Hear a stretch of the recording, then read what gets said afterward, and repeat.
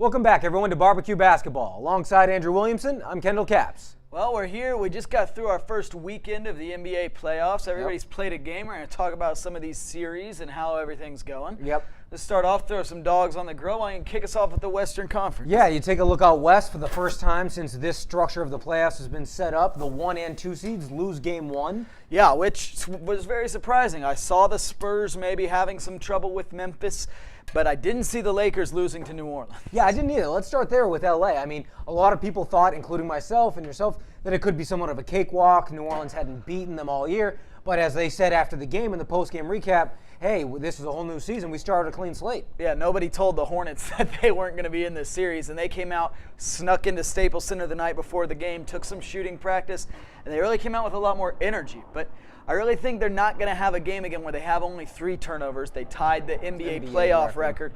Chris Paul's not going to have 33, 14, 5, and 4 every night. I still think the Lakers are going to take this in 5, 6 Yeah, I think games. they need to do a better job of getting the ball down low to Pau Gasol. He shot 70%, just over 70% against them during the regular season. Well, and Pau's got to be active about getting into the paint and getting himself shots because he spent a lot of time camped out by the three-point line where he's really not much use. Well, yeah, he needs to recognize when he has those mismatches and just get down low and get the ball. And even if he's not shooting, the attention that is going to be brought on him when he gets the ball down low is going to create for others. I still expect to be able to turn this around and roll the other way. Well, how about in San Antonio where the Grizzlies came out and beat the Spurs? Now, they didn't have Manu Ginobili, but those Grizzlies big men with Zach Randolph and Marc Gasol really took it to the Spurs. They really did. And like we had mentioned previously, they wanted this matchup. They went 2-2 against them in the regular season, now 3-2 overall. They're playing well. And even without Rudy Gay, they've been able to form, and Mike Conley has really come a long ways this season. And they have some role players that are stepping up, and it's really helping them. Well, and I think Spurs are going to improve with Ginobili back, but that's not helping with their biggest weakness right now is they are undersized on that front line.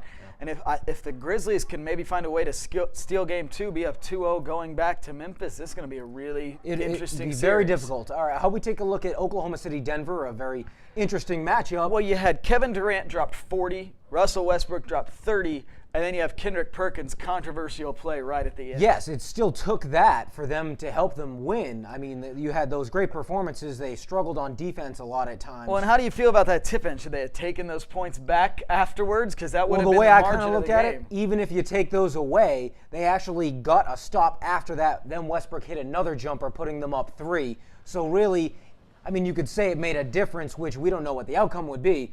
But they still covered beyond that. That wasn't the game-winning basket. They had opportunities. They had opportunities to take the lead back afterward. Weren't able to come up with it. So I think that Oklahoma City deserved that one. Well, speaking of close games, all these favorites in the Eastern Conference, the Bulls, the Celtics, the Heat, come out and their first game is really tight. And they all kind of look flat a bit at times, so the top 3 seeds. They'll take the Bulls and really the Pacers. The Pacers led this game the entire way. 47 minutes, 12 seconds. The Bulls finally take the lead. Yeah. And they did it despite Danny Granger not really doing much on the stat sheet, and they were still able to play well, and they were balanced in the game. Well, and this Pacers team, they play defense. They're young. They're fast. I think they could actually still give the Bulls some problems in this series. I don't know. I think they're going to have a hard time getting over that loss. Anytime on the road you're an underdog and you know there's a game you were supposed to win, you should have won, and you let it slip away, it's going to be difficult for them to get over. I think it might be something similar to what you see with Miami. Miami they were able to pull that one out in a tight game against Philadelphia. Now they're rolling over Philadelphia. I think you might see the same thing. Well, how about in the Celtics-Knicks series? So a really hard-fought game.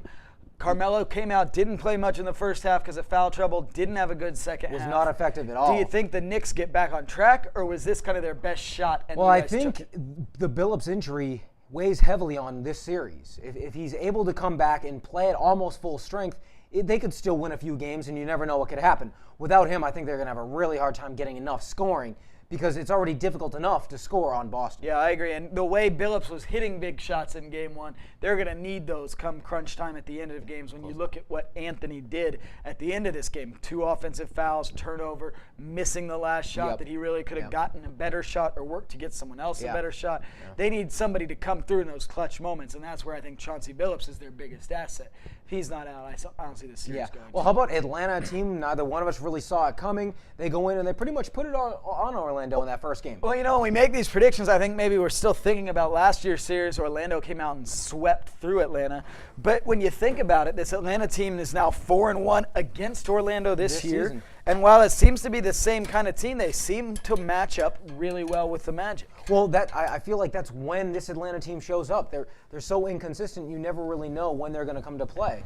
And so far, they came to play in game one. We'll see if they're going to do it the rest of the way. Orlando can be kind of that Jekyll and Hyde team too, but they got 46 points from Dwight Howard in game one. That's his career high, which is amazing, but I think that's too much. The Magic need other players to score. They need Jameer Nelson to score. They've got Redick back. They need him to be opening some things up from the outside. It can't be all Dwight. Yeah. You're not going to beat 5-on-1. Those are other Orlando players, so I think they will come to play. I think this series may go longer than we first thought. I think it may go 7 games, but I think Orlando still wins. Yeah, I do too. Well, for everybody here at BBQ Basketball, thanks for watching. For all other sports, check us here at Fireside Sports. And for baseball, check us on Fireside Chat. For Kendall Caps, I'm Andrew Williamson.